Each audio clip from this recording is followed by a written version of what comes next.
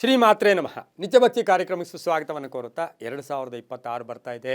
2026ರಲ್ಲಿ ಗುರು change ಆಗ್ತಾನೆ, ಹಾಗೆ Shani ಯಥಾಸ್ಥಿತಿಯಲ್ಲಿರ್ತಾರೆ, Rahu Ketu change ಆಗ್ತಾರೆ. ಗುರು ಜೂನ್ 2ನೇ ತಾರೀಕು, ರಾಹುಕೇತು ಡಿಸೆಂಬರ್ 5ನೇ ತಾರೀಕು.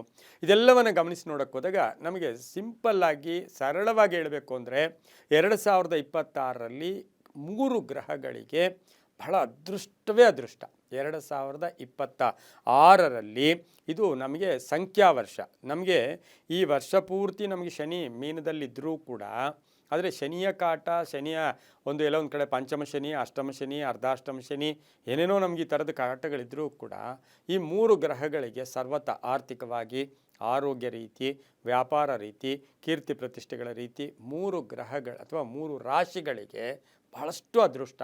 ಅದು ನಾವು ಎಲ್ಲ ಲೆಕ್ಕಾಚಾರವನ್ನು ನೋಡಿ ಜನವರಿಯಿಂದ ನಮಗೆ ಮುಂದಿನ ವರ್ಷ ಜನವರಿ, ಅಂದರೆ ಮುಂದಿನ ವರ್ಷ ಜನವರಿಯವರೆಗೂ, ಈ ಜನವರಿಯಿಂದ 2026ರಿಂದ 2027 ಜನವರಿ ತನಕ ಇವರಿಗೆ ಒಂದಲ್ಲ ಒಂದು ಅದೃಷ್ಟ ಕೂಡಿ ಬಂದೇ ಬರುತ್ತೆ.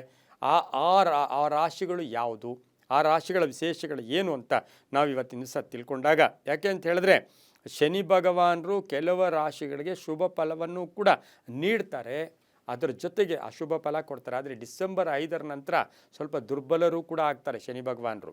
ಇವತ್ತು ಆ 3 ರಾಶಿಗಳು ಯಾವುದು ಅಂತಕ್ಕಂಥದ್ದನ್ನು ನಾವು ಇವತ್ತಿನ ಪರಿಶೀಲನೆ ಮಾಡೋಕ್ಕೋದ್ರೆ ಪ್ರಪ್ರಥಮ ರಾಶಿನೇ ಮೀನರಾಶಿ. ನೋಡಿ, ಮೀನ ರಾಶಿಗೆ 7.5 ಇದೆ. ಮೀನ ರಾಶಿಗೆ ಇನ್ನೇನು ನಮ್ಮ ಜೀವನನೇ ಇಲ್ಲ ಅಂತ ಕೈ ತಲೆ ಮೇಲೆ ಇಟ್ಕೊಂಡು ಕೂತಿರ್ತಕ್ಕಂಥವ್ರಿಗೆ ಇದು ಒಂದು ಬಹಳ ಶುಭ ಸುದ್ದಿ. ಮೀನ ರಾಶಿಯವರಿಗೆ ತನ್ನ ಮನೆಯಲ್ಲಿಯೇ ಶನಿ ಇದ್ದರೂ ಕೂಡ ಗುರುವಿನ ಮನೆಯಲ್ಲಿ ಶನಿ ಇರೋದ್ರಿಂದ ವರ್ಷ ಪೂರ್ತಿ ಪ್ರಯತ್ನಗಳಿಗೆ ಫಲ, ಯಶಸ್ಸು ಸಿಗುತ್ತೆ, ಕೀರ್ತಿ ಪ್ರತಿಷ್ಠೆಗಳು, ವೃತ್ತಿಯಲ್ಲಿ ಬದಲಾವಣೆ ಆಗುತ್ತೆ. ಮೀನರಾಶಿಯವರಿಗೆ ವರ್ಷ ಪೂರ್ತಿ ನಿಮಗೆ ಅದೃಷ್ಟವೋ ಅದೃಷ್ಟ. ಇದು ಒಂದು. ಎರಡನೇದು ಬಂದು ನಮಗೆ ತುಲಾರಾಶಿ. ತುಲಾರಾಶಿಯವರಿಗೆ ಈ 2026 ಎಲ್ಲ ವಿಧದಲ್ಲೂ ಕೂಡ ಭಾಳಷ್ಟು ಶುಭ ಫಲಗಳು. ಅದರಲ್ಲಿ ಮಹಿಳೆಯರಾಗ್ಬೋದು, ಪುರುಷರಾಗ್ಬೋದು, ಯಾರೇ ಆಗ್ಬೋದು.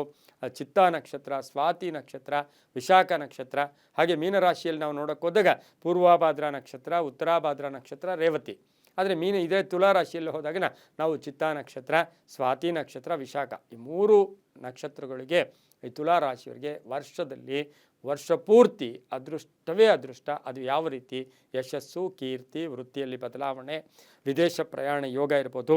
ಹಾಗೆ ಈ ಒಂದು ತುಲಾರಾಶಿಯವರಿಗೆ ನಾವು ಬಹುಮುಖ್ಯವಾಗಿ ಶಾಸ್ತ್ರಿಗಳು, ಪಂಡಿತರು, ಪುರೋಹಿತರು, ಮಠಮಾನ್ಯಗಳನ್ನು ನಡೆಸ್ತಾ ಇರ್ತಕ್ಕಂಥವ್ರು, ಧರ್ಮಚಿಂತಕರಿಗೆ ಇನ್ನೂ ಅದೃಷ್ಟ ಕೂಡಿ ಬಂದಿರತಕ್ಕಂಥದ್ದು. ವೈದ್ಯಕೀಯ ಇಲಾಖೆಯಲ್ಲಿ ಕೆಲಸ ಮಾಡೋರಿಗೆ ಭಾಳಷ್ಟು ತುಂಬ ಅದೃಷ್ಟ ಕೂಡ ತುಲಾರಾಶಿ. ಇನ್ನು 3ನೇ ರಾಶಿ ಯಾವುದು?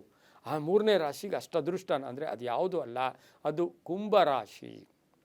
ಕುಂಭರಾಶಿಯವರಿಗೆ ವರ್ಷ ಪೂರ್ತಿ ಅದೃಷ್ಟ. ಯಾಕೆಂದರೆ 2ನೇ ಮನೆಯಲ್ಲಿಯೇ ಶನಿ ಇರ್ತಾನೆ.